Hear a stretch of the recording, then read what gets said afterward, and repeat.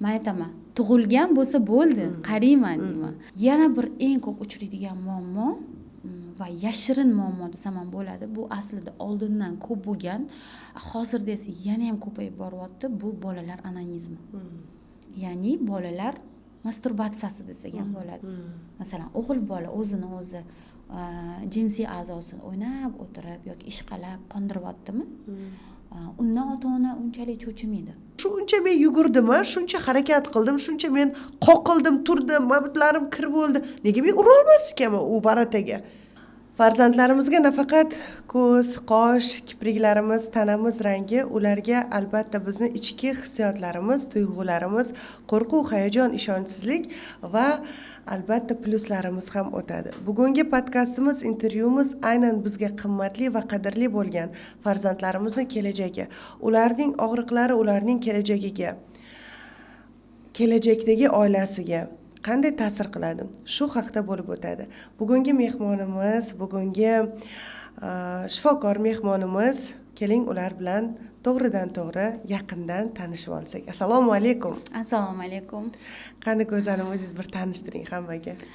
Men 15 yillik tajribaga ega bolalar va kattalar nevropatologi Diyora G'afurovna bo'laman. Hozirda Toshkent shahridagi Aymet klinikasida o'z ish faoliyatimni olib boraman. Juda ham yaxshi.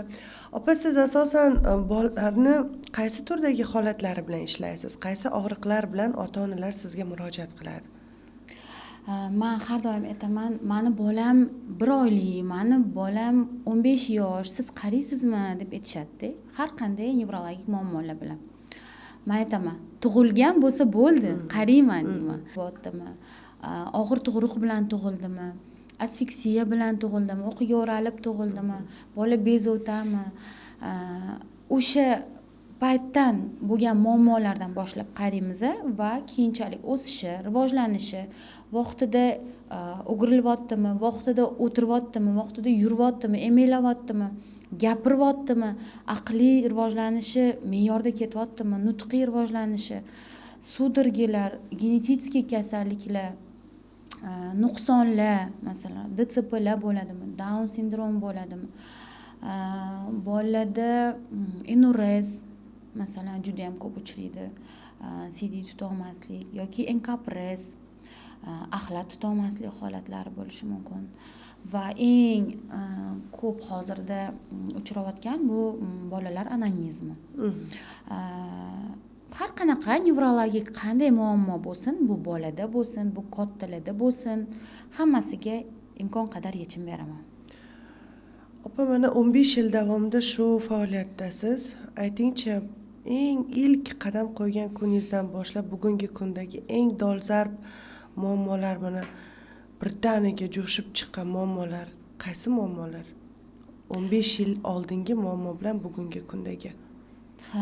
Haqiqatdan ham juda ham ko'p bo'lib ketayotgan, hozirda ko'p uchrayotgan muammolardan albatta bu bolani rivojlanishdan orqada qolish.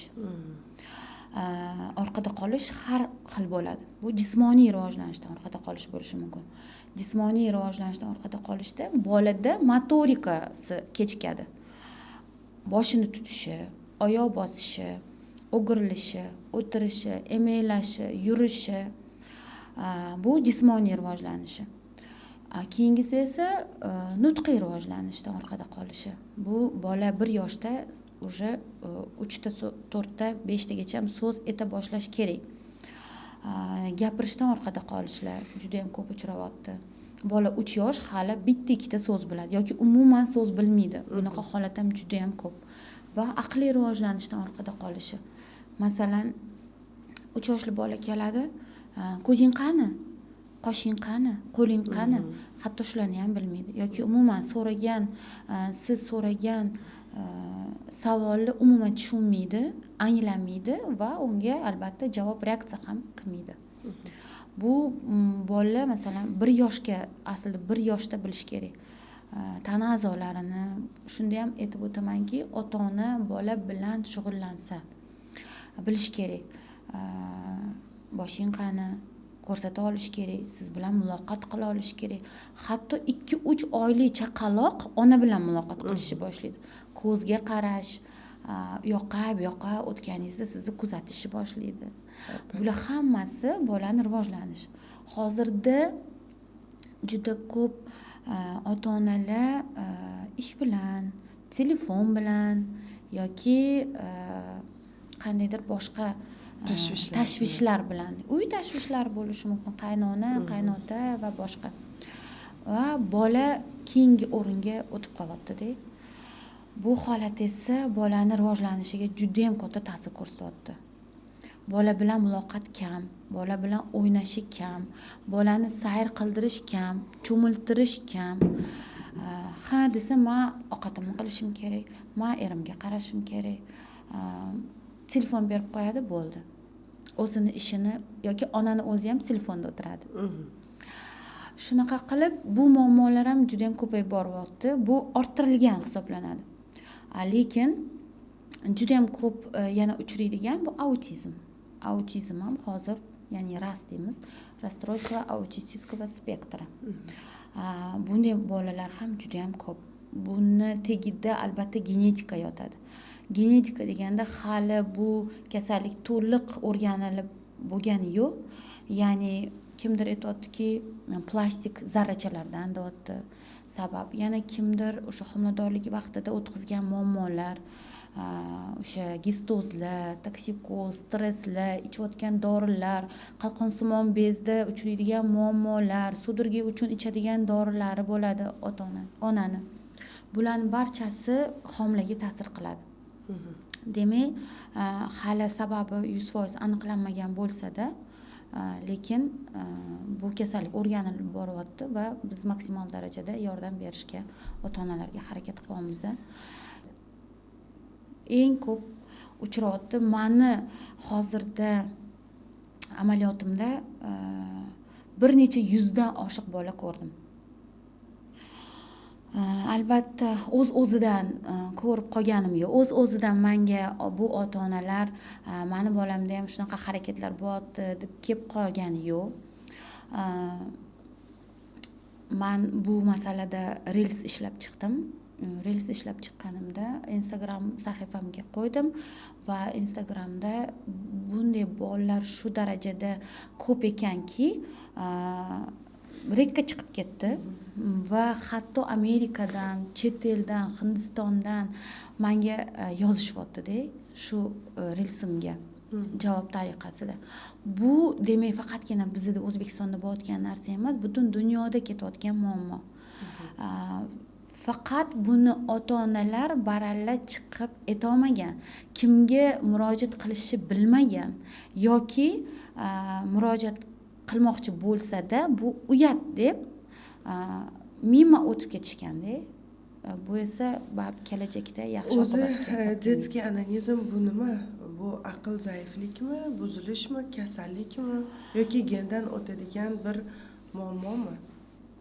Yo'q, детский anonizm bu o'sha qo'pol qilib aytganimda, bu детский masturbatsiya. Ya'ni bola ma'lum bir harakatlar orqali o'zini o'zi qoniqtiradi.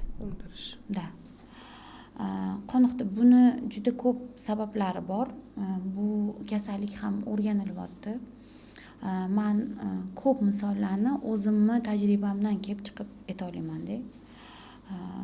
Qachon bola o'zini qoniqtirishi mumkin? Bola bu narsani biladimi aslida? Bu hissiyotni bilish kerakmi? Yo'q, bilish kerak emas aslida. Lekin qandaydir muammolar borki oilada, bolada, demak shu harakatlarni qilishga undayapti. Bunga sabab nevroz, oiladagi nosog'lom muhit sabab bo'la oladimi? Albatta. Juda ham stresslar, bolalar nevrozi, oiladagi muhitni, umuman psixoemotsional muhitni yaxshi emasligi, shu bilan birga bolada psixik rivojlanishini ortda qolishi. Chunki bu ham ahamiyatli-da. Biz hamma narsani anglashimiz, bilishimiz uchun bizda psixikamiz normada bo'lishi kerak. Yoki farzandimizda normada bo'lishi kerak. Qandaydir miyani funksiyasi buzilishi bu harakatni yoki bu hissiyotni vohliroq his qilishga sabab bo'lishi mumkin. Opa, umuman olganda ota-onalar sizga murojaat qiladi. Muammoni yillar davomida yashirishadi, bekitishadi, ko'rsatishmaydi. Bu haqida gapirishga uyalishadi. Tan olgisi kelmaydigan holatlar borda. Sizga shunday ota-onalar murojaat qilib, qisqa vaqt ichida bolam 100% tuzalib ketadi degan bir murojaat bilan chiqishadimi? O'zi bolam tuzaladimi bu holatdan deb talab qo'yishadimi? Eng ko'p uchraydigan umuman vrachlar sohasida. Umuman olganda buni korreksiyani nimadan boshlash kerak? Mana deylik, ayol kishining farzandida shu muammo bor. Nafaqat farzandida, balkim turmush o'rtog'ida, o'zida. Shu muammoni nimadan boshlasa bo'ladi? Korreksiya ishlarini qanday birlashtirsa bo'ladi? Bitta mutaxassisni o'zi yetarlimi bu muammoga yechim topishda? Yo'q, bitta mutaxassis yetarli emas. Buning uchun bizni oldin keltirib chiqargan sababini topishimiz kerak. Keltirib chiqargan sababi aytib o'tdim. Bu nevroz holatlari bo'lishi mumkin. Hatto mana shu televizorlar ham bo'lishi mumkin. Yoki bolaning psixoemotsional buzilishi bo'lishi mumkin, yoki ginekologik muammo bo'lishi mumkin, yoki infeksiyalar bo'lishi mumkin urogenital sohada. Buni esa biz bemorni dastlab ko'ramiz, ota-onasi bilan suhbat olib boramiz va bemorni ko'rikdan o'tkazganimizda aniqlaymiz. Masalan, qayerda muammo bor? Ma'lum bir tahlillar o'tkazishimiz kerak. Boshini tekshiruvda kerak bo'lsa, EEG tahlillarini o'tkazishimiz kerak. Bu nimani aniqlab beradi? Miyada funksional buzilish bormi, yo'qmi? Nima hisobiga ketyapti? Bu sababi ginekologik bo'ldimi, urologik bo'ldimi yoki bosh miya tomonlama ketyaptimi yoki psixoemotsional holat buzildimi? Va shunga qarab korreksiya qilishimiz kerak. Anonizm turlari har xil. Kimdir aytadiki, anonizm faqat aql zaiflarda bo'ladi. Ular o'zini boshqara olmagani uchun shu holatga tushadi. Anonizm aslida skrytniy formalari ham ko'p-ku, masalan.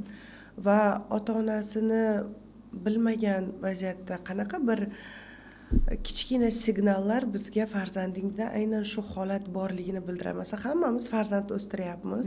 Hammamizda farzandlar bor. O'smir yoshdagi, undan ham kichkina.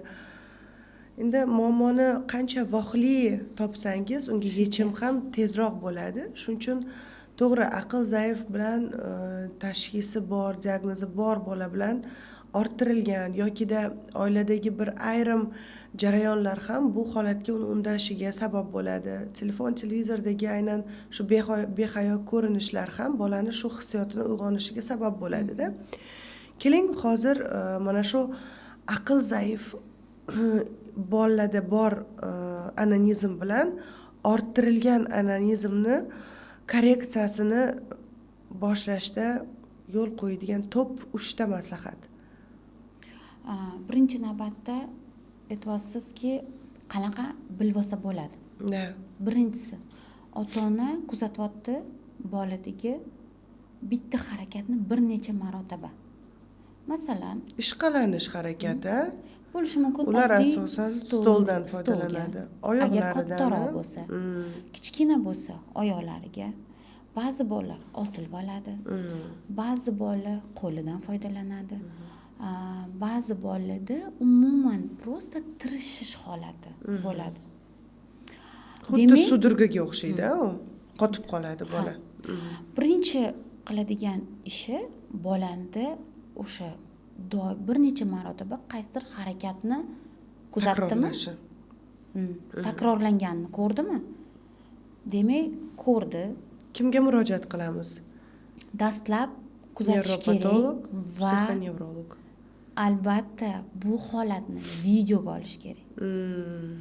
Meni kuzatgan podpischiklarim deylik, menga video bilan keladi. Chunki biladiki, bu holat sudurgi ham bo'lishi mumkin. Bizni farqlashimiz kerak buni. Albatta tekshiruv o'tkazamiz, lekin tekshiruvgacha ham men bu yerda 70% anonizm, 30% sudurgi bo'lishi mumkin degan xulosani qilishim kerak. Uning uchun men ona bilan suhbatdan tashqari men bolani holatini ko'rsam ham menga juda ham katta ma'lumot beradi. Ya'ni mutaxassisni kuchli bo'lishi bu yerda muhimda. Masalan, kimdir bu sudurga yoki anonizmni farqlay olmaydigan paytda bu kasallik katta bo'lib ketishi mumkin. O'z vaqtida demak yoki umuman noto'g'ri lecheniya ketishi mumkin bu yerda. Noto'g'ri lecheniyalar ko'pmi bugungi kunda anonizm bo'yicha? Eng katta xatolar nimada? Eng katta xato bu ota-onalar vrachni aytganini qilmasligida va bergan dorini to'g'ri qabul qilmasligida. Yoki aksincha vrachni lecheniyasini обсуждать qilishida. Chunki hozir nima, ota-onalar hamma aqlli. Hammada internet bor, hammada ChatGPT bor. Shunaqa kiradi, vrach mana dorini yozdi. Voy, bu dori оказывается 18 yoshgacha mumkin emas ekan. Birinchisi. Voy, bu dori meni bolamni aqliy rivojlanishidan to'xtatib qo'yar ekan.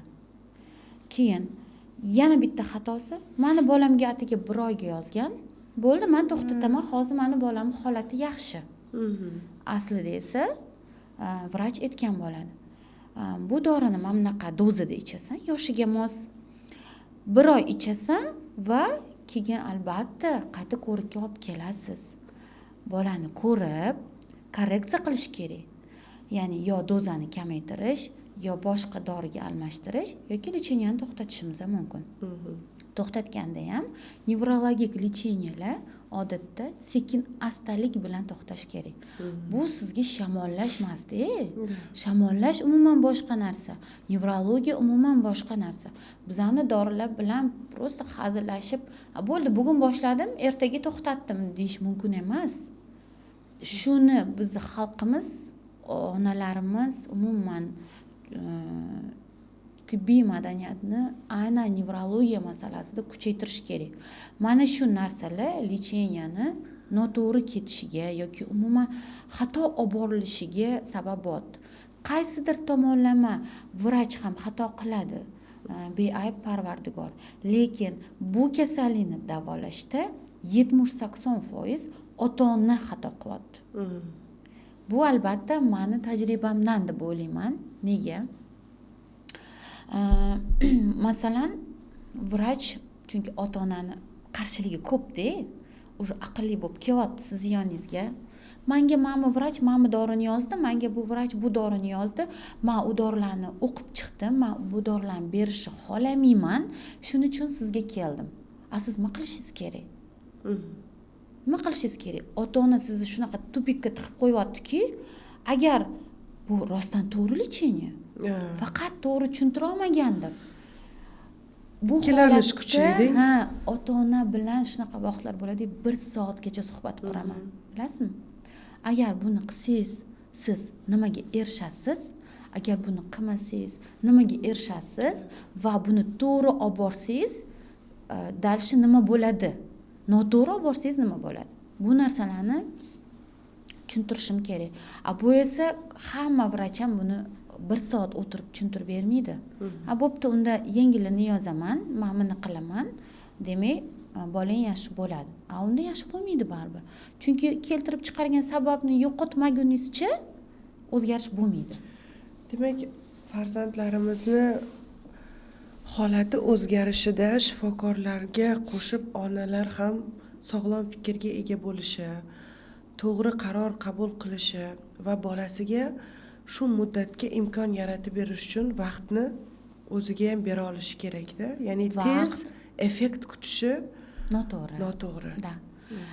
Bu kasallik borasida men ota-onalarga tushuntiraman. Sizdan talab qilinadigan narsa bu nazorat, bolani birinchisi, ikkinchisi energiya va mablag'. Nimaga ketadi? Doriga, manga emas. Nazorat qilish, bolani yolg'iz qo'ymaslik. Birinchi navbatda hamma narsa yolg'izlikdan, hamma narsa kam muloqotdan, bola o'zi bilan o'zi bo'lib qolishidan va vниманиyadan chetda qolishidan boshlanadi. Keyingisi energiya. Buning uchun nima kerak? Ota-onada energiya kerak.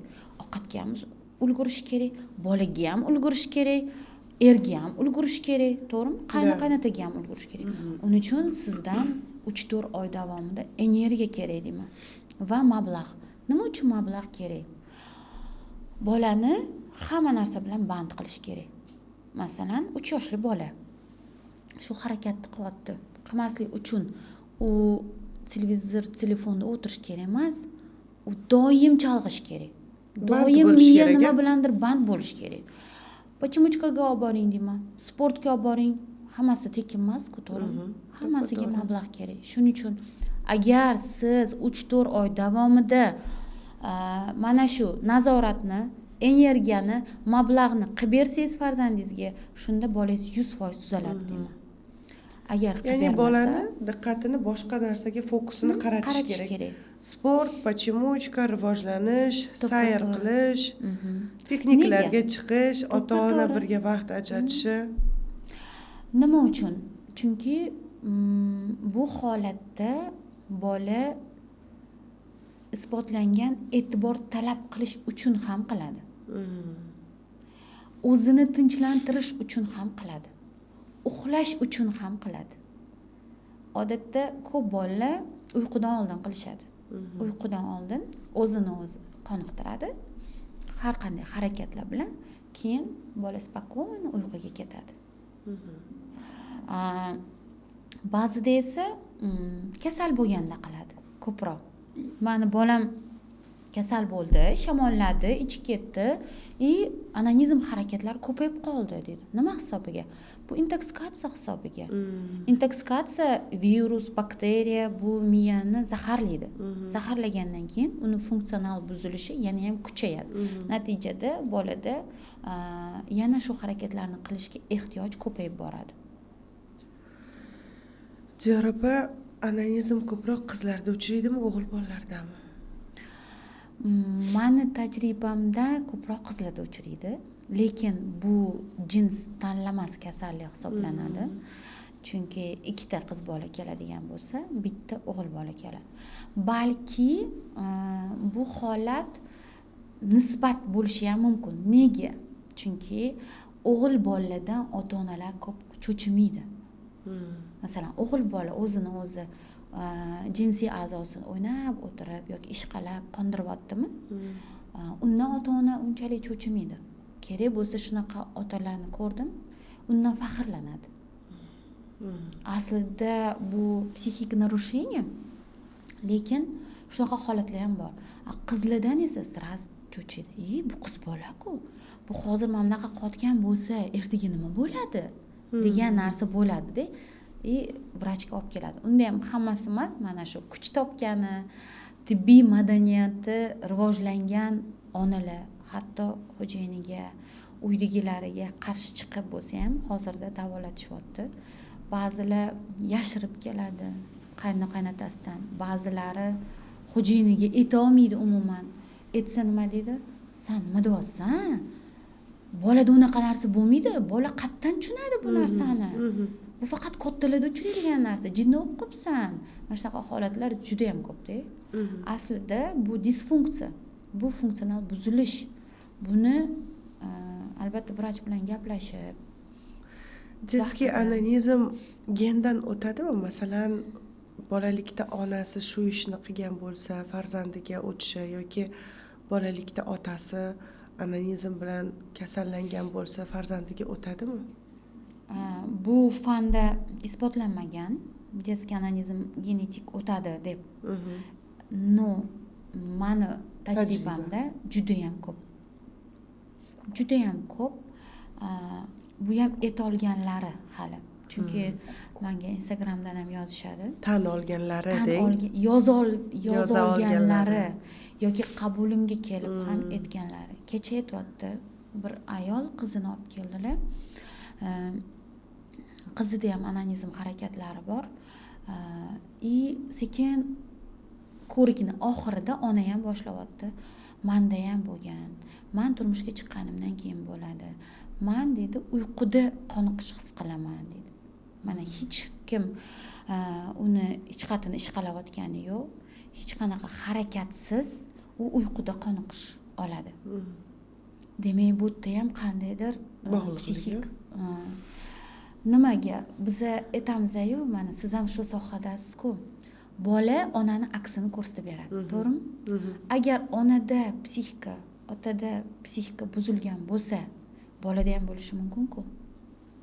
Albatta. Bu aurani ona o'zidan tarqatib turadi har doim. O'shaning uchun ham demak bolalarda ham bu holat bo'lishi mumkin.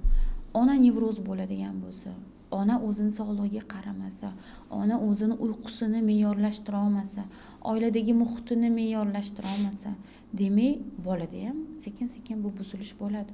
Bu bora-bora avlodga uzatiladi.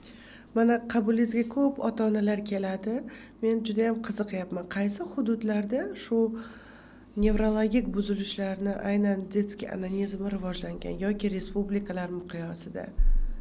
Masalan, duduqlanish bo'yicha O'zbekistonda menga asosan Andijon, Buxoro shu hududlarda shu o'chog'i juda ham yarki bo'lib yonadi-da. Shu hududlardan ko'p keladi mijozlar. Men o'rganib chiqaman nima sababdan vodiyda yoki nima sababdan aynan Qirg'iziston, Tojikistondan ko'p keladi deb o'ylayman-da baribir.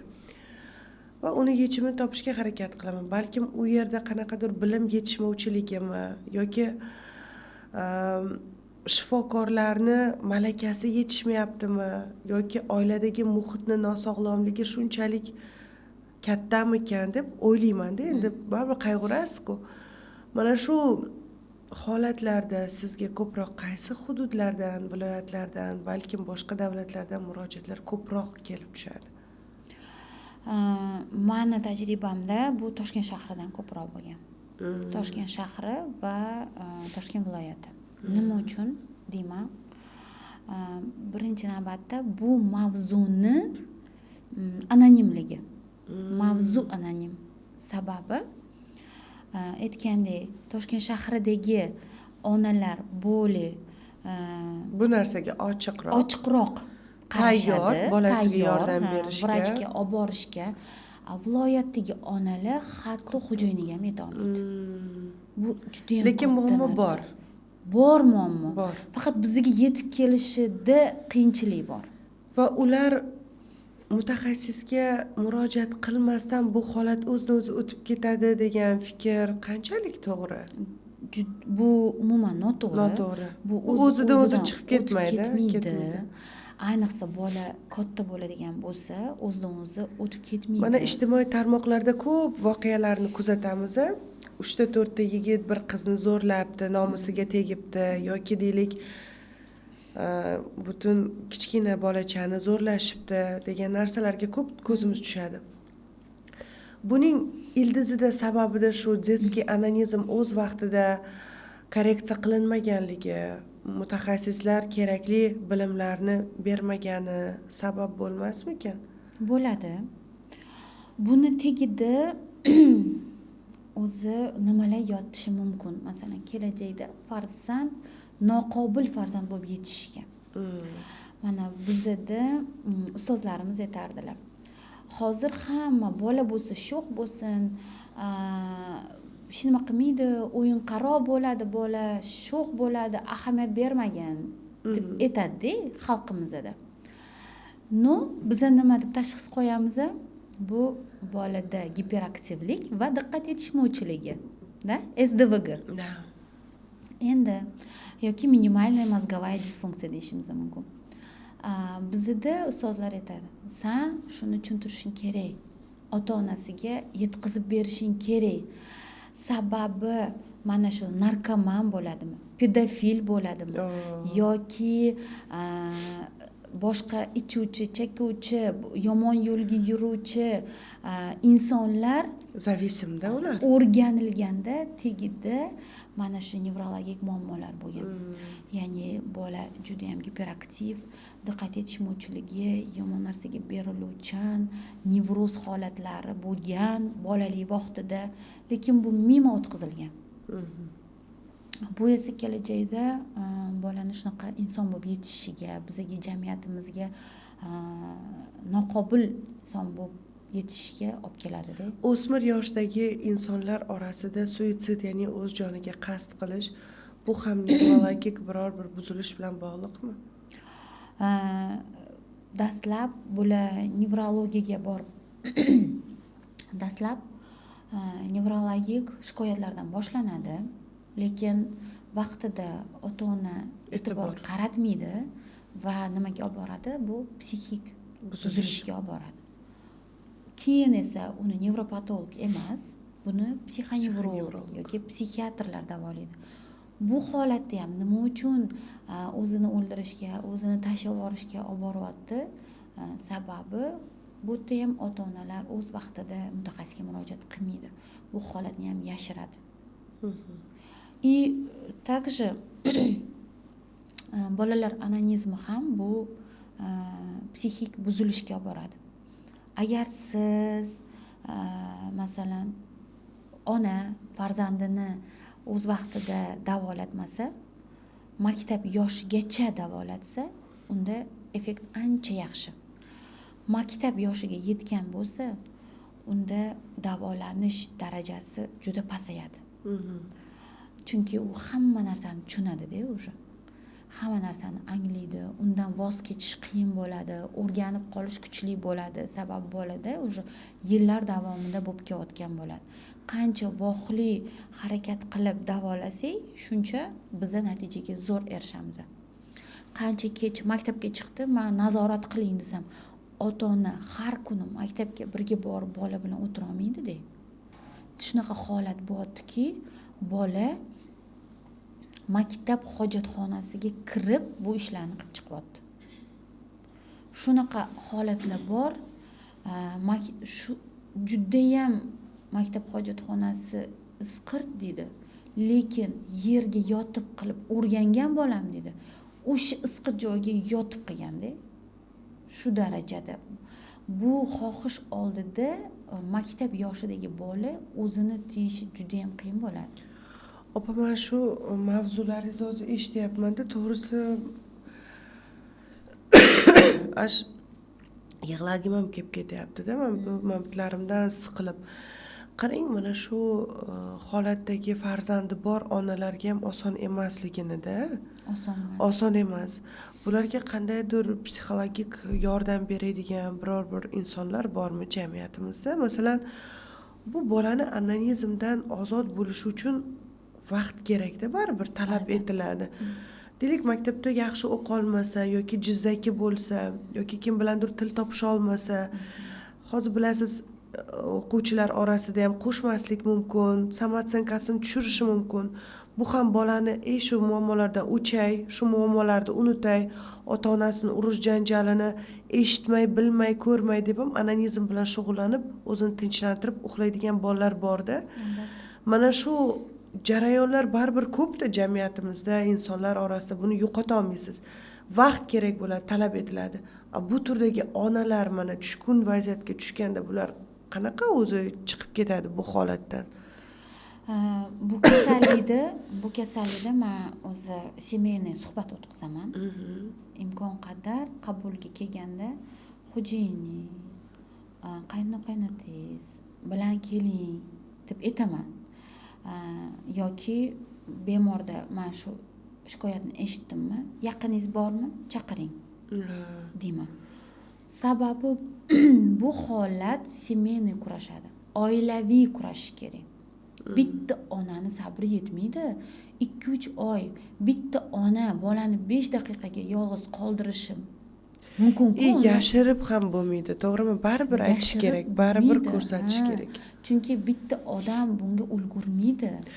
Onani ayblagan otalar bo'lganmi? Ya'ni bizning naslimizda bunaqa bolalar bo'lmagan, bizning naslimizda yo'q bunaqa degan bir ayblovlar bo'lganmi? Chunki masalan meni ham qabulimga kelishadi. Masalan, bizni naslimizda, avlodimizda duduqlar yo'q yoki qo'rqoqlar yo'q. Bizlarni hammasi zo'r. Seni naslingga, seni avlodingga tortgan degan narsalar jaranglaydimi? Ko'p judayam. Bu narsa judayam ko'p. Bu manda hech qachon bo'lmagan deb ko'p erkaklar ayoliga tashiydi aybni. Lekin bu yerda umuman aynan shu vaziyat ras o'sha erkak birgalikda bu holatga kurashmoqchi emasmi? Demak, bu yerda bilsa bo'ladiki, oilaviy munosabat yaxshi emas. Bu bola bilan bizni kurashishimiz ham yaxshi. Biror yaxshi natijaga olib chiqadi deb o'ylamaymiz. Sababi doim biz bolaga dori bera olmaymiz-ku. To'g'rimi? To'g'ri. Ma'lum bir vaqt beramiz. Bu yerda o'sha muhitni yaxshilamasa, unda bo'lmaydi foydasi. Demak, muammo paydo bo'ldimi, uni albatta ochiq oydin birinchi oila a'zolari davrasida, keyin muhokama qilish, to'g'ri mutaxassis tanlash, to'g'ri korreksiya tanlash, undan tashqari muhitni yaxshilash, bolani vaqtini, bekorchi vaqtini band qilish, u bilan ko'proq vaqt o'tkazish, suhbat qilish. Sizni qabulingizda deylik kichik yoshdagi emas, shu 10 yosh, 13 yosh deylik bolalar onanizm bilan shug'ullanish jarayonini siz bilan gaplashish bo'lganmi? Masalan, to'g'ridan to'g'ri sizga aytib bera oladimi holatini? To'g'ridan to'g'ri 13-14 yoshli aytib bera olmaydi. 13-14 yoshda onanizm bilan kasallangan bolalarda psixik buzilish boshlanib bo'lgan bo'ladi. Ya'ni ular o'zini fikrini ochiq oydin aytolmaydi. Birinchisi, ikkinchisi bola zamknutый, yopiq, ko'proq o'zi bilan o'zi bo'lib qolishi, atrofdagilarga uncha ko'p qo'shilmasligi, shovqinlar yoqmasligi, yolg'iz qolishi, xush ko'rishi boshlanadi. Bu nimaga olib keladi? Bu jamiyatda bolani o'z o'rnini topa olmasligiga olib boradi. Manda viloyatda shunaqa holat bo'ldi. Men buni olib chiqa olmadim, lekin chunki juda ham ayanchli. 14 yoshli bola onasi aytib beryapti. Bola tashqarida turibdi. Viloyatga ko'rikka borganimda aytibdilar. Meni bolam deyapti. Bir martada bo'lmaydi. U bitta shu harakatni qilganda deyaptilar. 3-4 marta qoniqish olmaguncha to'xtamaydi deyapti. 14 yosh masalan yarim soat, 1 soat ichida o'zini 3-4 martalab qondiryapti. Bu kelajakda kim bo'ladi? Unga umuman xotin kerak bo'ladimi? Yo'q, kerak bo'lmaydi. Chunki u shu harakatga o'rganib bo'ladi. U xotini bilan hech qanaqa qoniqish olmaydi. Prosta hayot uchun yashaydi. Lekin shunday oilalar bor-ku, to'g'rimi? Masturbatsiya bilan kasallangan, masalan, yigitlar, erkaklar uylanishadi jamiyatdagi shu nomi uchun-da, o'rni uchun. Ayollari qanchalik yig'lab kelishi, qanchalik shikoyat bilan kelishlarini ko'ramizda. Va bu ham qarang, o'g'il farzand o'z vaqtida onaga yaqin bo'lmaganidan, ona farzandini to'g'ridan to'g'ri tushunmaganidan baribir bu narsani muammoni yopgan sari yangi kelgan hayotiga turmush o'rtog'ini ham hayoti buzilishi, farzand yo'qligi, bepushtlik holatlari, bular hammasi albatta mana shu детский onanizmning sabablari. Vaqtida davolanmaganligi bo'lishi mumkin. Bunaqa holat ko'p uchraydi. Meni qabulimga kelganda ham haqiqatdan ham kelajakda nima bo'lishi mumkin bular davolanmasa? Masalan, Amerikada bu holatga tabiiy qarash mumkin. Chunki ularda bolani xohishi bo'ldi, bolam xohlaydi, shuni qiladi, men unga xalaqit bermayman deydi. Lekin bizda mentalitet umuman boshqa. Anta bolangiz o'zini qoniqtirib o'tiraversa, siz bundoq qarab tura olmaysiz. Baribir biz bolalarimizni kelajagini o'ylaymiz. xohishida to'g'ri xohishni qilish kerak, lekin mumkin xohishlari bor, mumkin emas xohishlari bor. U hali aqliy tomonlama tayyor emas bu narsa, to'g'rimi, noto'g'rimi, hayotida hali u tajribalar o'tmagan, hali uylangani yo'q, erga tegani yo'q, to'g'rimi? Masalan, o'shaning uchun biza mentalitetimizga qarab ish tutamizda bunaqa holatda. Farzandini olib kelgan juda ko'p onalar manda ham bo'ladi.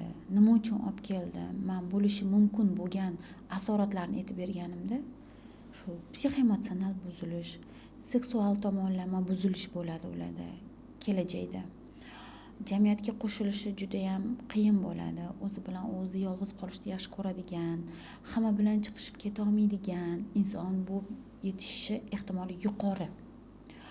Bu baribir kelajagiga ta'sir qiladi, rivojlanishiga. Agar u narsa bo'lmasa-chi, hamma bilan chiqishib ketadigan, hamma bilan muloqot qila oladigan inson qay darajada rivojlanadi? Hamma bunaqa o'tirib, xohishini ham ayta olmaydigan inson qanaqa rivojlanadi? Baribir farqi bor-ku. Albatta. Aytadi, men o'zimda shu narsa bor. Men haligacha turmush o'rtog'imdan qoniqish olmaganman. Men faqat o'zim qondirib, o'zim yolg'iz qolishni yaxshi ko'raman. O'zim zamkuni to'y bo'lib qolganman. Hamma narsadan ham xursand bo'la olmayman deb aytishadi. Ularni ko'rib ham men yana ota-onalar bilan ko'proq gaplashgim keladi-da, tushuntirgim keladi shuni. Prosta o'tib ketmang. Voy, mana dori bunaqa ekan, voy, men bunga shuncha pulim ketar ekan, voy, men bunaqa ekan demang. Siz ozgina harakat qiling, siz farzandingizning kelajagini qutqarasiz deyman-da. Prosta kelajagini qutqarasiz. Murakkab, qiyin emotsional, psixologik, nafaqat farzandi, onalarni ham davolash jarayonida charchaysizmi, yo'qmi, rostini ayting? Charchayman, albatta. Bu charchoqdan qanday chiqib ketasiz? Chunki bu botqoqdan ham bolani, ham onani, ham otani, ham jamiyatni olib chiqish uchun katta energiya kerak, kuch kerak. Hayplarga uchraysizmi, yo'qmi? Negativga uchraysizmi, yo'qmi? Juda negativga uchragan. Ayniqsa mana shu videoyim chiqqanda, men даже Instagramga blog qilgan. Lekin mayli blog qilsa ham hech narsa qilmaydi. Men qancha ota-onaga meni foydam tegan. Men uchun juda ham xursandman. Himoyaga muhtoj, yordamga muhtoj bo'lgan insonlarga mana men borman deyishingiz uchun ham chiqishga majbursizda, to'g'rimi? Albatta. Ular kimga murojaat qilish kerak? Qaysi eshikka taqillatish kerak? Oddiy misol, mana o'zim shamolladim, deylik. Pediatr qayerda bor bilaman.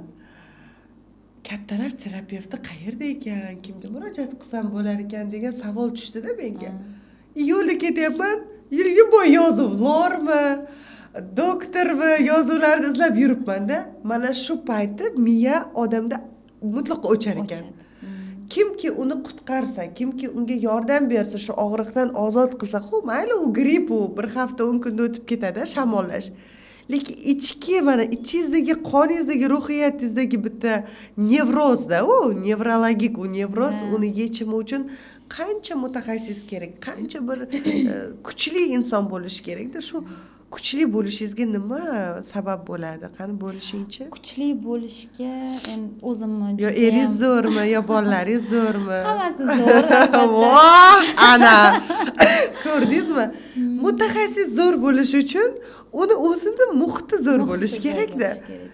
Zo'r bo'lish kerak, bolalar zo'r bo'lish kerak. Birovni qutqarishdan oldin odam o'zi erkin bo'lish kerak, to'g'rimi? Albatta. Xudoga shukr, oilam yaxshi, tinch, farzandlarim bor.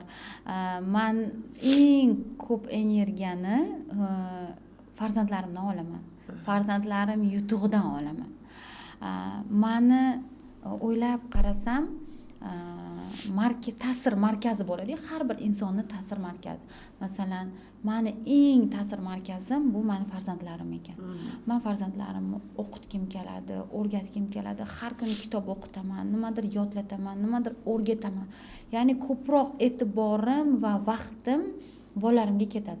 Va undan men отдача olaman, javob, reaksiya olaman. o'shanda juda energiyaga to'yinaman. Masalan, katta farzandim Dubayda matematikadan 1-o'rinni olib keldi. Endi Fransiyaga tayinlanyapti. Men undan juda ham faxrlanaman-da. Kichkina farzandim shunaqa o'zim prям xohlagan bolaki, anaqa xo'jayinim aytardilar. Sen faqat shuni energiya olasan. Men tashqaridan qarab turgan odam biladi-da. Ishdan charchab kelamanmi, u bilan 1 soat o'tiray, men hamma charchog'im chiqadi. Keyin men sizni eshitganimda, ko'rishganimizda ham aytdim. Ikkalamizni yana bitta o'xshash tomonimiz bor ekan deb. Nima? Masaj. Men kecha masaj olib keldim.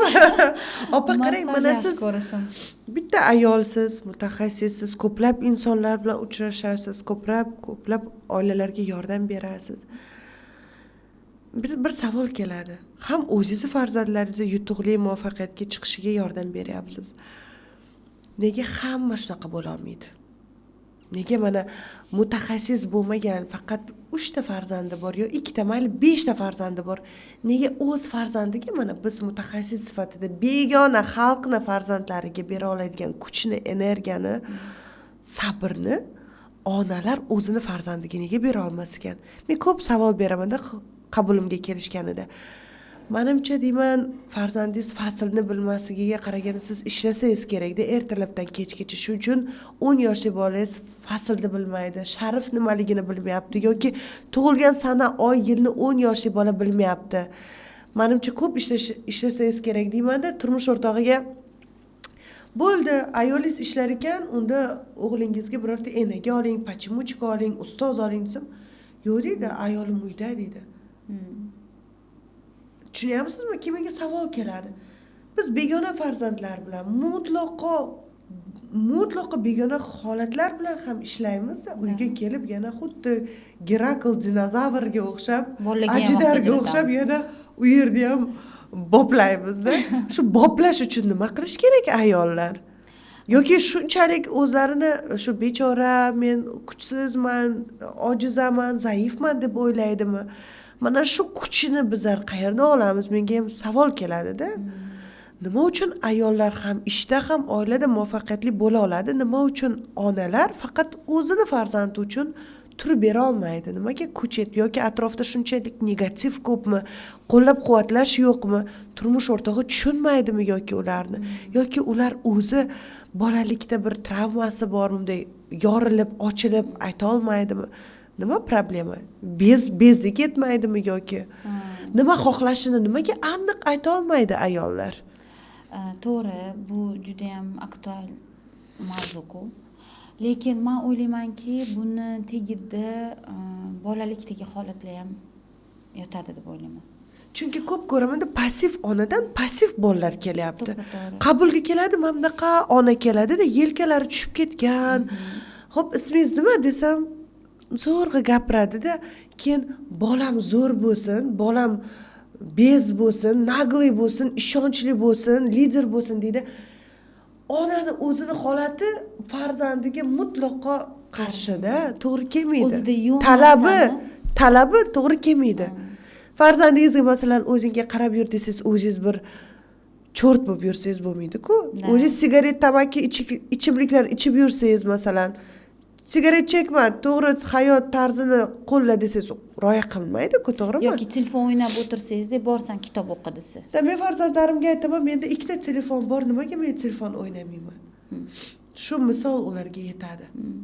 Shuning uchun ular olmaydi telefonni. Masalan, qabulimga kelgan payti o'sha onasiga, otasiga qarab aytamanki, olmani tagiga olma tushadi. Ona, ota zo'r bo'lish kerak-da baribir. Albatta. Baribir jipslashish kerak. Baribir biz yoramiz deyish kerak-da. Tamom. O'sha sizni keyin назначениеңiz yoki tavsiyangiz unga xuddi tortning ustiga bitta vishnya qo'ygandek bo'ladi-da. Aslida hamma yechim ota-onani o'zida bor. Davay, mana shuni olib, ko'tarib bo'ldi. Bizda muammo bormi? Biz buni hali sen turmushga chiqmading, erga tegmading, ishga kirmading, hali vaqtimiz bor, tamom, yoramiz desa, hammasi zo'r bo'ladi. Mamdaqa kelib, mamdaqa o'tirib bolam zo'r bo'lsin desa bo'la olmaydi. O'zida yo'q narsani boladan talab qilsan. man ham aytaman, aynan shu anonizm bilan kelgan bemorlarga, ota-onalariga aytaman, man sizlarga 10% ish qilib beraman. 10%. Man bolani tekshiraman, sababini aniqlayman, dorisini yozib beraman, bo'ldi, ketaverasiz siz. Lekin 90% ishni 2-3 oy davomida siz qilasiz. Agar siz 90% ishni qilmasangiz, mani 10% nima bo'ladi? Qo'lga olish kerak. Ota-onalar, o'zingizni qo'lga oling, kuchli bo'lishga harakat qiling. Mutaxassislar sizga yo'nalish beradi, ya'ni formula chizib beradi. Formulaga qarab yurishingiz esa sizni dadilligingizga, ishonchingizga, undan tashqari ikkilanmang. Qiling, bajaring, toki tirikmiz, toki vaqt bor, imkon bor. Intilish kerak, harakat qilish kerak. Agar farzandingizni muammosini yechimi Marsda bo'lsa, Marsgacha yetib borishga harakat qiling. Begona va ortiqcha narsalardan uziling. Noluvchilardan, qo'lingdan kelmaydi, buni yechimi yo'q, davosi yo'q degan insonlarni eshitmang. Bu kuchsizlar pozitsiyasi. Siz esa albatta kuchli bo'lishingiz uchun ham sizni uyingizda mana shunday noodatiy holatlar mavjud.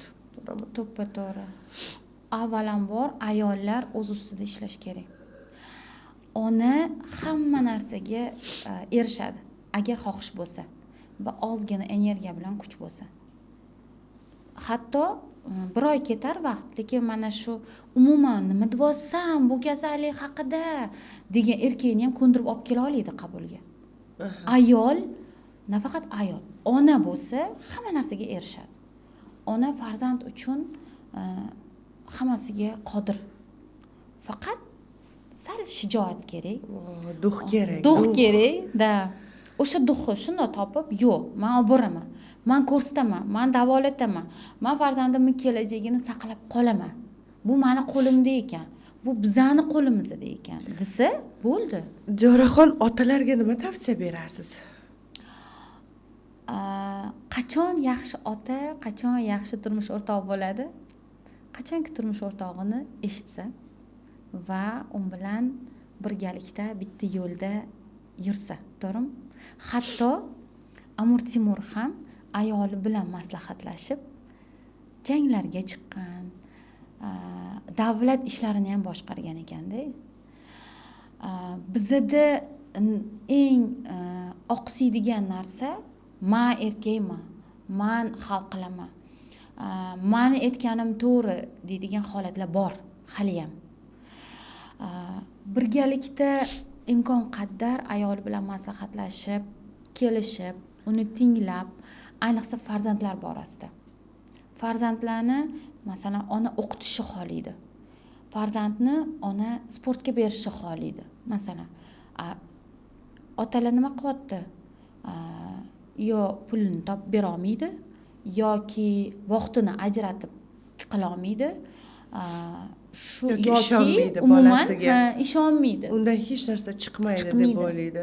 Bu bo'sh, bu mamnaqa bo'ladi. Qabulimga bir qizni olib kelishdi-da, men unga raqs, gimnastika, vokal, terapiyalarga borsin, jenственностьga qaytadi, yumshaydi qizingiz, u juda erkak sifat bo'lib ketdi deyishdi-da.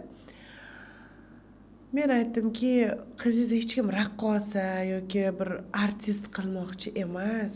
U to'garaklar boshqa insonlar bilan kommunikatsiyaga kirishida, o'zini iqtidorlarini, resurslarini uyalmasdan ko'rsatishda, ertaga turmush o'rtog'iga bemalol masalan chiroyli gap gapirganda ovozi chiroyli ohang bo'lib chiqishiga, iltimos deganda ham bir xil ayollarning ovozi do'q bo'lib chiqadi-da. U iltimosni eshita olmaydi u erkaklar. Yokida alla aytganda, farzandi bilan dildan suhbat qilganda ham qo'pol tarzda ovozi durullab chiqadigan ayollar bor-da. Nima uchun shularga men yo'nalish beraman. Shunaqa terapiyalarda o'tsangiz, shu latofatlik, jenственность, нежность saqlanib qoladi. Endi jamiyatimizda erkaklar o'rni haqiqatdan ham oqsayotganligi, onalar haqiqiy erkaklarni qanday tarbiyalashni bilmasligi ham to'g'ri. Mana shunday buzilishlar sabab emasmikan? Albatta sabab bo'ladi. Unday erkaklarni tarbiyalash uchun onalar nima bo'lish kerak, qanday bo'lish kerak, nimalarga e'tibor qaratish kerak? Birinchi navbatda Mana sizni Baribir. erkagingizni ona tarbiyalagan, siz uni oldingiz, to'g'rimi? Sizni fundamentingiz mustahkam. Siz rivojlanishga imkon topasiz, farzandlaringizni o'qita olasiz. Da. Lekin meni uyimda fundament yo'q bo'lsa-chi? Qo'shnimda unaqa fundament yo'q. Millatda unaqa ishonchli, mustahkam himoya yo'q bo'lsa, nima qiladi onalar, ayollar chetga ketadi. Chetga ketganda farzandlarini begonaga yoki jizzaki, nosog'lom qarindoshlar safiga tashlab ketadi. Yoki nyanyalarga. Yoki nyanyaga agar imkoniyati topilsa. Yillar davomida ota bo'la turib farzandidan hol ahvol so'ramaganlar bor. U alam, u nevroz o'zidan qoniqmaslik onani o'zi ichkarisida eri orqali o'tadi. Jamiyatimizda erkaklar o'rni bo'lsagina farzandlarimiz duxli bo'ladi. Duxni ular otani misolida olish kerak. Onani misolida emas. Ona kuchli degani bu degani meni xotinim kuchli bo'lishiga men ruxsat beraman degani. Meni onam ojiza. Zo'r ovqat qiladi, pazanda, chiroyli kiyimlarimni to'g'irlab beradi, men bilan dildan suhbat qila oladi, meni tinglay oladi, meni eshita oladi. Lekin haqiqiy erkak, haqiqiy bo'ri bo'lishni u otadan o'rganish kerak. Agar jamiyatda, meni uyimda bo'ri yo'q, bo'rilikni odamlar, bo'rilikni insonlar trenerdan olish kerak. Sportdan. Men 5 yoshli o'g'limni xokkeyga berdim. Yiqilsin o'sha yerda, talashsin o'sha yerda, konkida yursin, muvozanatini saqlasin, boshqa o'yinchilarni ham hisobini olsin. Ya'ni bir vaqtni o'zida bir nechta spiker, bir nechta yo'nalishga u mas'ul bo'lishni o'rgansin deyman. Shaybasini olib shuncha men yugurdim, shuncha harakat qildim, shuncha men qoqildim, turdim, mabitlarim kir bo'ldi. Nega men ura olmas ekanman u varataga? Mana shu shijoat ularda shakllanish kerak. Nimaga bo'shashyapti hamma narsa? Nima uchun turmush qurganlarda farzandi yo'q? Erkaklarda shu kurashish instinkti pasayayotganidan. Ayol xohlaydi farzand. Juda xohlaydi. Qilib yig'lab yuradi yana. Erkakda yo'q o'sha duh, shijoat, o'sha xarizma yetmayapti. Qila olmayman-da deb osonlikcha gapiradigan insonlar ko'payib qoldi. Ishlayapman, shunga shukur qil. Qilyapman-ku, shunga anaqa moslashishing kerak. Xudoga shukur qil. Xudoga shukur qil. Onalar birinchi o'rinda jamiyatimizda erkaklarni tarbiyalashni boshlashimiz kerak. Nima uchun qulayapmiz? Nima uchun psixologik kasallar ko'payapti, aql zaiflik rivojlanib ketyapti? Odamlar onanizm, masturbatsiya bilan yoki duduqlanish bilan yoki deylik birovni haqorat bilan, negativ bilan, hayb bilan o'zini plyusiga o'ynashga uyalmayotgan erkaklar bor, masalan. Birovni videolarini tarqatib uyalmaydiganlar bor, birovga plyus o'sha inson orqali plyus oladigan erkaklar uyalmay qoldi. Bu aslida uyat.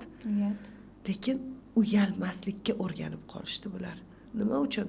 Erkaklik g'ururi tushib ketyapti, toptalayapti. Millat toptalayapti degani. To'g'ri. Uyda erkagi bor oilalar, albatta masalan o'g'lim, men o'zimman, 3 ta o'g'lim bor.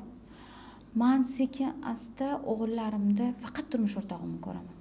Men o'zimni ko'rmayman. Men turmush o'rtog'im bor.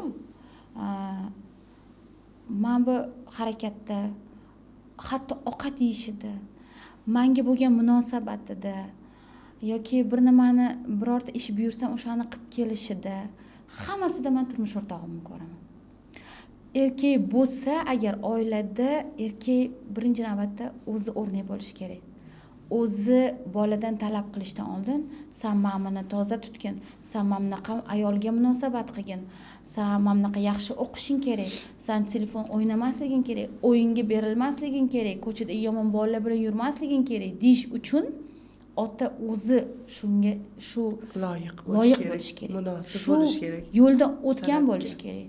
Uyda telefon, televizorda o'tirmasligi kerak. Farzandlar bilan, oila bilan, ayol bilan munosabatni ko'proq qilish kerak. Eng bo'lmaganda 1 soat har kuni vaqt ajratish kerak. Undan tashqari nima ish qilyapti? Masalan, qiziqish kerak. Qiziqish kerak.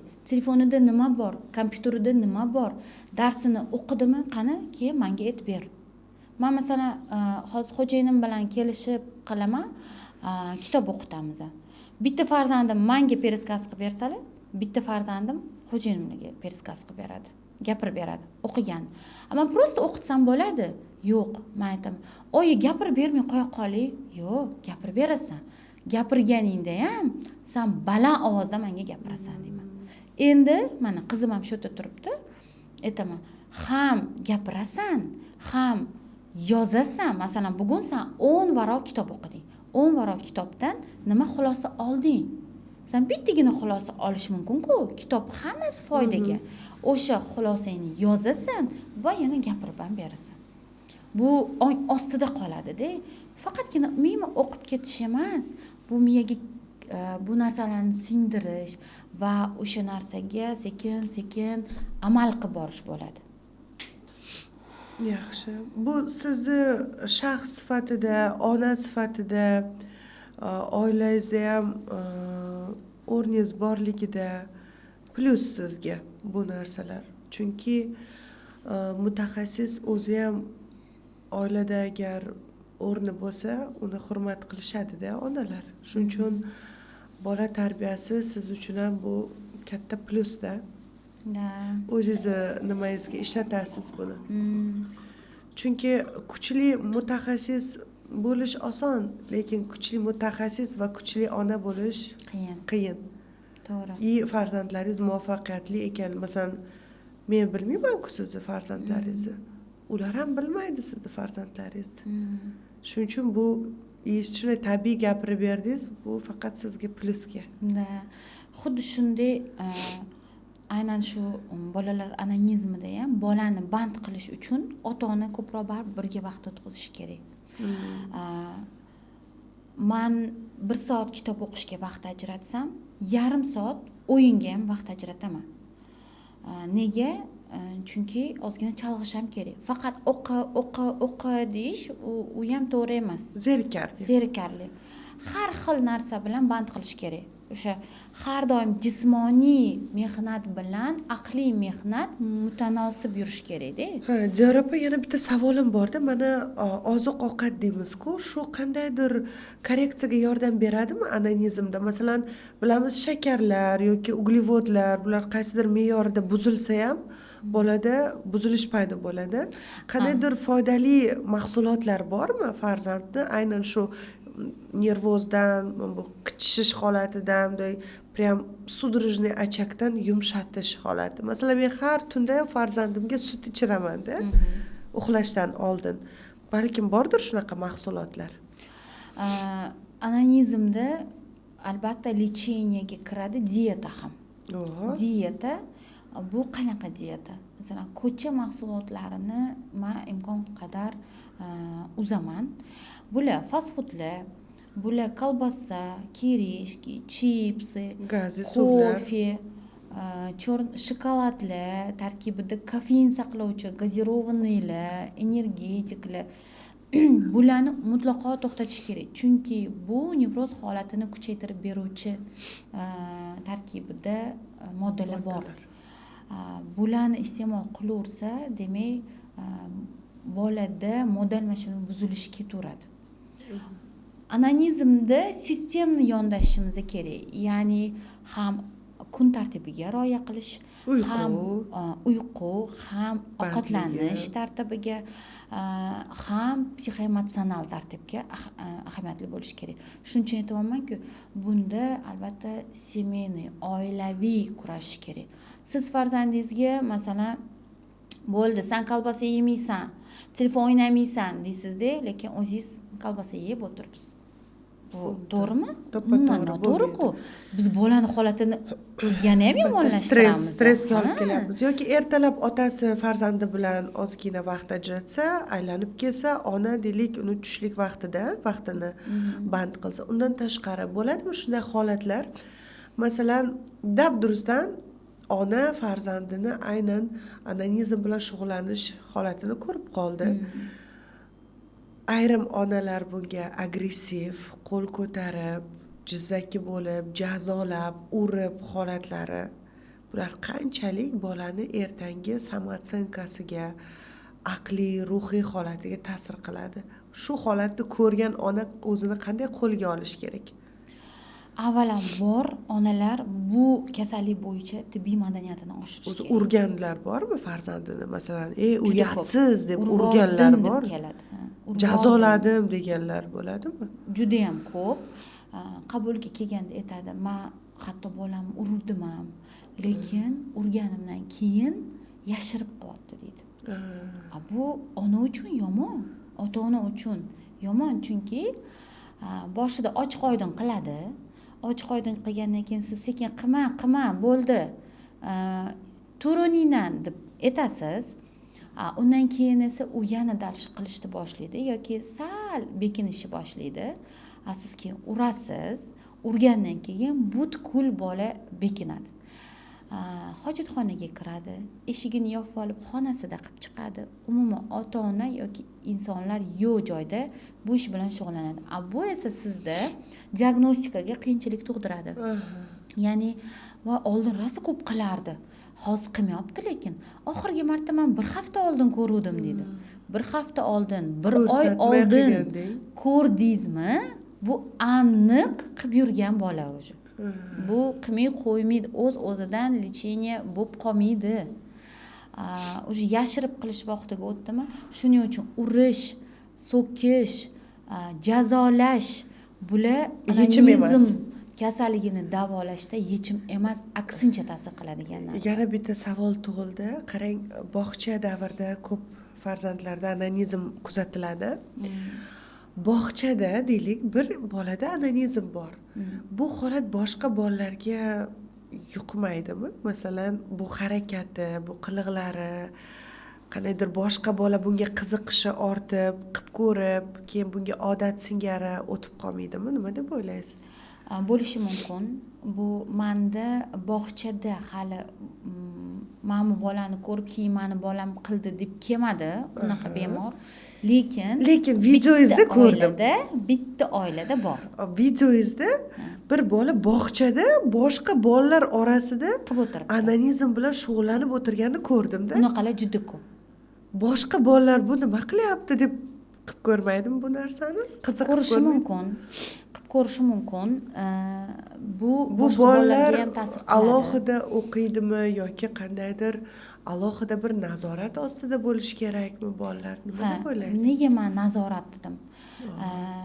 Birinchi o'rinda nazorat. Nazorat deganda aytayapman, ota-onadan 5 daqiqaga ham uzilmasligi kerak demoqchiman.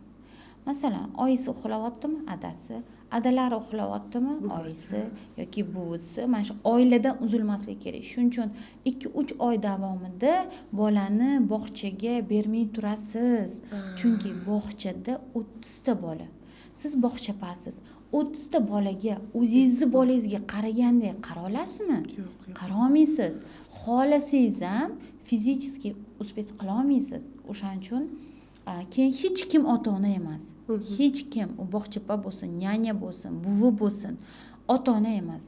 Ota-ona agar shu kasallikni tushundimi, anglab yetdimi, farzandini kelajagiga ta'sir qilishini bildimi, uni jinsiy hayotiga, oilasiga ta'sir qilishini bildimi, demak kurashishni boshlaydi. Lekin boshqa odam u narsani tushunmaydi. Ginekologga murojaat qilish kerakmi shu vaziyatlarda agar anonizm qiz bolada bo'lsa? Ayrimlar aytadi bu gijjadan ham bo'lishi mumkin. Anonizm bilan kasallangan bemorlarning ko'plari yo ginekologga borgan bo'ladi, yo urologga borgan bo'ladi. Lekin asosiy yechim baribir nevrologiyaga kelib taqaladi. Lekin degan narsa bor. Albatta ginekolog ko'rigidan ham qizlarni o'tkazamiz. Chunki shunaqa sinehi degan narsalar bor, jinsiy lablar bekilib qoladi. 6 yoshgacha bolalarda bu holat bo'lishi mumkin. Va u diskomfort beradi, qichishga olib keladi. Bu qichishga olib keladi. Gigiyenachi? Gigiyena ham. Noto'g'ri gigiyena. Ko'p onalar o'z vaqtida farzandini shu pastki qismlarini toza tutmasliklari, gijjalar borligi va nekomfort ichki kiyimlarchi. Sintetik mana bu bo'ladi-ku, yaxshi bo'lmagan matodan kiyishadi. Ular ham qandaydir diskomfort yaratarmikan bolalarda? Ha, albatta. Keltirib chiqarishi bo'yicha bular juda ham ahamiyatli. Birinchi navbatda pampers, mana kichik yoshda. Menda 2 oylik chaqaloqda kuzatilyapti детский анонизм. Bu pampers ham bo'lishi mumkin. O'sha Gigiyenik vositalarchi? Har xil allergiya bersa bo'ladi. allergiya Chunki beruvchilar. allergiya bergandan keyin bu qichishishga olib keladi. Bola kasal bo'lib antibiotik qabul qildi, lekin protivogrippковый preparat qabul qilmasa, agar gribok jinsiy a'zolarda bo'lsa, bu ham qichishishga olib keladi. Lekin qichishishga olib keldi degani bola anonizm degani emas. Lekin uzoq vaqt shu qichishni qondirish maqsadida harakat qiladi-ku va shu vaqtda u boshqa hisni his qilib qoladi. Boshqa mana shu emotsional hisni his qilgandan keyin cho'ta men bundan mazza qildim dedi. Kelasi safar esa u qichishmasada bola asabiylashdimi yoki nimadandir kayf olish qoladi, emotsional buzilish bo'ldimi, o'sha harakatni takrorlaydi, chunki o'ziga kayf olish maqsadida. Boshida keltirib chiqardi, bu gijja bo'lishi mumkin, orqa teshikdan chiqib oldinga o'tib qichishtiradi bolada. O'sha kiyimlar, pamperslar, hatto menda shunaqa holat bo'ldi. Bolada displaziya bo'lgan. Bolani esa bundoq oyog'ini ochib ko'tardida, pampersda ochib ko'tarib, anaqa bolani mana shunaqa qilib, mana bunaqa qilib yuravergan, ishqalayveradi-ku. Ishqalayvergandan keyin avtomatik bu o'sha masturbatsiya qilinib, his qilishni boshlagan, yoqimli his seza boshlagan. Natijada bola faqatgina shu onasi ko'targanda shu harakatni qilaveradi. O'zini o'zi o'sha harakatni qiladi deydi. O'zini tinchlantirib shu ustimda uxlab qoladi deydi. Yana bittasi kelyapti-da, meni adasi bilan ko'p o'ynaydi u qiz. Adasi bilan o'ynab, shu qo'limga shu prям keldi, eslayman. "Diyor opa, bilasizmi?" dedi. "Mani qizim 2,5 yoshmi shunaqa. Mani qizim qo'limga" dedi, "tashab qo'yapti" dedi. Shunaqa. "Nima bo'pti?" desam, "Prям mana shu o'ynaydi, biza" dedi, "qo'limga chiqib shunaqa qilardi" dedi. Ishqalanib, endi o'sha qo'limni qo'yvorma.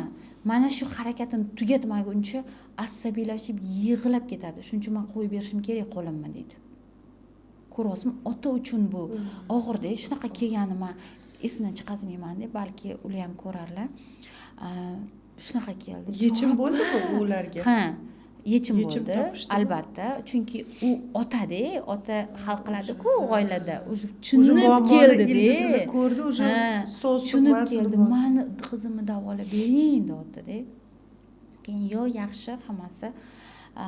Aytganimdek o'sha agarda men qilib bergan 10% narsa bilan ota-onadan talab qilingan 90% narsa bajarilsa, bu 100% tuzaladi. Agar bajarilmasa, tuzalib ketadimi desa, siz 50% qilsangiz, 50% tuzaladi. Siz 100% qiling, 100% tuzaladi deyman.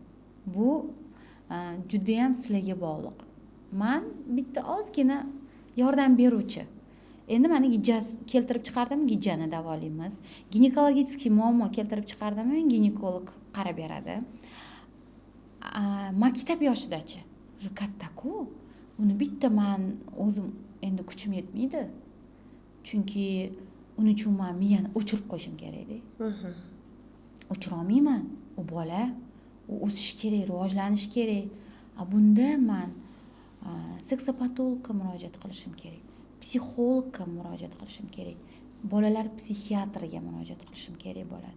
Shuning uchun bu kasallik qancha vaqt o'tyaptimi, shuncha bizani yondashuvimiz og'irlashib va uzoqlashib boradi. 5 yoshli, 4-5 yoshli qiz orqa teshigiga shuni onasi ko'rpani ochsa, orqa teshigiga mana shuni temir tiqib qo'ygan. O'z-o'zidan bo'lib qolmagan bu. Qachon shunaqa qilib uxlashga o'rgandi u qiz? Qachon shu kayf qilishga o'rgandi? o'sha teshikka temir tiqqungacha, o'sha temir uxlab qolib ketgungacha ona kuzatganda, bu o'tib ketadi, yaxshi bo'lib ketadi deb. U qanday bu his oldida bolalar ham, kattalar ham kerak bo'lsa, o'zini tiya olmaydi. Kattalar nimaga xiyonat qiladi? Nimaga? Eriga ayollar xiyonat qiladi. Nimaga erkaklar ayoliga xiyonat qiladi? Hammasini oldida mana shu hissiyot, mana shu his tuyg'u turadi. Shu hisga yetishish uchun-da. Yetishish uchun. Endi qarang, kattalar mayli ulg'ayib bo'ldi. Lekin bola hali uni vaqti emas, hali unda bu gormonlar ishlash kerak emas, hali bu hissiyot bo'lish kerak emas. Bu hamma narsaning o'zini vaqti bor-ku, to'g'rimi? Bu vaqtidan oldin buni his qilyapti. Vaqtidan oldin unda psixik o'zgarish, buzilishlar bor. Bunga baribir tibbiyot tomonlama korreksiya, yordam kerak. Albatta. Biza shu ustida ishlayapmiz-da. Juda zo'r mavzularni ko'tardik, yechimlar, tavsiyalar, ularni kelib chiqishi. Eng yosh, mana sizni tajribangizda eng yosh anonizm bilan kelgan bolaning yoshi nechida? 2 oy. 2 oylik chaqaloq. Ana azizlarim, biz ayrim narsalarga ko'p diqqatimizni qaratamiz, lekin ayrim eng muhim narsalarni diqqatimizdan yiroq qo'yamiz. Keling, bugun farzandlarimiz dunyoga kelishi bilan ularning har bir harakatiga bee'tibor bo'lmaylik. Nafaqat anonizm, boshini ko'tara olmaslik, o'z vaqtida o'tirmaslik, tilga kirmaslik, psixologik rivojlanmaslik, bularning barchasi uzoq muddat ota-onani farzandiga bee'tibor bo'lgan holatlari sabab bo'lmoqda.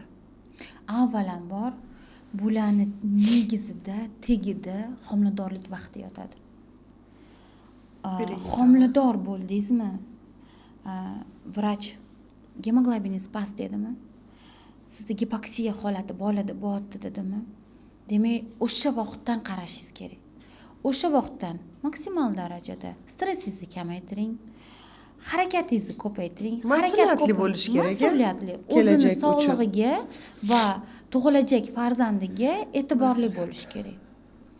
Agarda homiladorlik yaxshi o'tsa, tug'ruq yaxshi o'tsa, bolada muammo juda ham kam bo'ladi.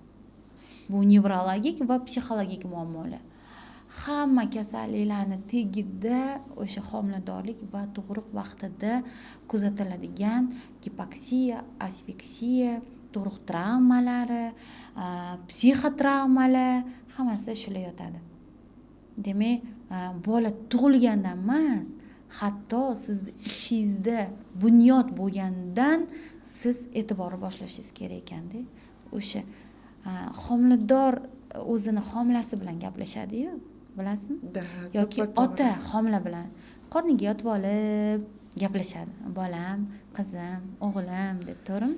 Demak, o'sha muhabbat kerak opa uchun, oilada muhabbat bo'lish kerak, ayolni hurmat qilib, ayolga e'tibor berish kerak, energiya berish kerak. Unga har kuni ertalab uydan chiqib ketayotganingizda pul tashlab ketishingiz kerak. Bugun borib o'zingizga kosmetika oling, chiroyli ko'ylak oling deb. Ayolingizga hech bo'lmaganda bir haftada bir kun relax time berishingiz kerak. Salonga, massajgami. Shunda albatta sog'lom, tinch, xotirjam onadan sog'lom ham aqlan, jismonan, ruhan farzandlar dunyoga keladi. Albatta ayolingizga pul berishdan to'xtamang. Erkakni puli bu hamma energiyani mana shunday birga berilgan eng kuchlisi. Bu degani, men seni himoyamga oldim, sen menikisan degan bir ishonchni beradi. O'zi u qorningizga boshini qo'yishi, sizni o'pishi, quchoqlashi bu fiziologik действиялар. Ichki va erkakning eng erkaklikman degan bir g'ururini yuqori nuqtasi bu ayoliga pul berish. Tamom. Pul berish kerak ayollarga. O'zingiz qancha pul topmang, lekin siz topgan pulni 10dan 1 bersin, juda ham barakali bo'ladi. To'ppa-to'g'ri. Judayam Gapingizga barakali, qo'shilaman va uni ishlatish quvonchli. juda ham katta kayf. To'g'ri. Men ham endi ishlayman, har kuni ishlaymiz. Biz ham pul topamiz. Allohga shukr, rizqimizni beradi. Lekin baribir xo'jayinimdan ham pul olaman. Nima uchun? O'zim emotsiyam uchun. Vot, emotsiya uchun. Emotsiya uchun, energiya farzandlarimiz uchun. ham yomon ish qilsa ham, to'g'ri ish qilsa ham emotsiyasi uchun qiladi. Albatta. Biz uni to'g'ri yoki noto'g'riligini korreksiya qilish, tarbiya berish, yo'nalish berishimiz zarur. Bugungi suhbat juda ham ajoyib bo'ldi. O'ylaymanki, har bir onaga farzandi bor va kelajakda shu onalikka tayyor turgan, otalikka shay bo'lib turgan erkaklar, ayolingizni sevishingiz uchun albatta erkak bo'ling. Erkakligingizni isbotlash uchun esa ayolingizga pul bering. Ayolingiz esa qolganini o'zi yorib beradi. O'z vaqtida uyg'onib ham beradi, ovqatlarni ham pishirib beradi, massajga ham olib borib beradi. Xullas, jamiyatimizda erkak bo'lish kerak. Tamom. To'g'ri. Men ham qo'shilaman bu narsaga. Avvalambor shu ayollar qancha energiyaga to'lsa, farzandiga, oilaga shuncha mehr ko'p beradi. Aziz onalar, otalar, qaynona, qaynotalar. Albatta bu holat, onanizm harakatlari sizni farzandingizda yoki yaqiningizda kuzatilyaptimi? Vrachga murojaat qilishdan uyalmang. O'z vaqtida qanchalik siz yordam bersangiz, demak bizga ham yordam berasiz va farzandingizni aytganimdek kelajagini qutqargan bo'lasiz. Bu holatga oilaviy kurashish, oilaviy yondashuv juda ham ahamiyatli. Shuning uchun hech qaysi ona farzandiga yomon narsani ravo ko'rmaydi, yomonlikni ravo ko'rmaydi. Onalarga ham murojaatim, agarda farzandingizda shu holat kuzatilyaptimi, mana shu podkastimizni eshittiring, turmush o'rtog'ingizgami, qaynoqaynotingizgami eshittiring. Menimcha ular hammasini tushunolishadi, to'g'rimi? Imkon qadar biz ochiq, oydin hammasini gapirishga harakat qildik. Yana ham agar savollaringiz bo'lsa, nimadir tushunmovchiliklar bo'lsa, kommentariyada yozib qoldirsanglar, albatta javobini beraman. Sog' bo'linglar.